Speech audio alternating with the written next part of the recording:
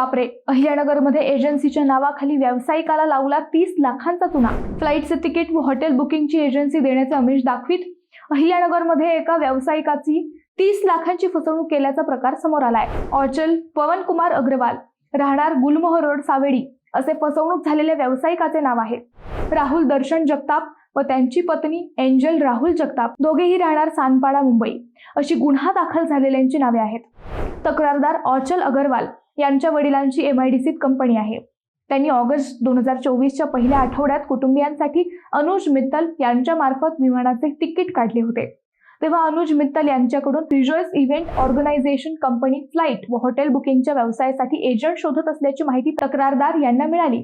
त्यानंतर अनुज मित्तल यांनी तक्रारदार यांची ओळख राहुल जगताप यांच्याशी करून दिली।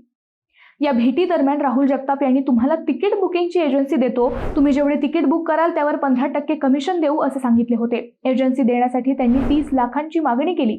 तक्रारदार यांनी 30 लाख रुपये पाठविले आणि त्यांची फसवणूक झाली।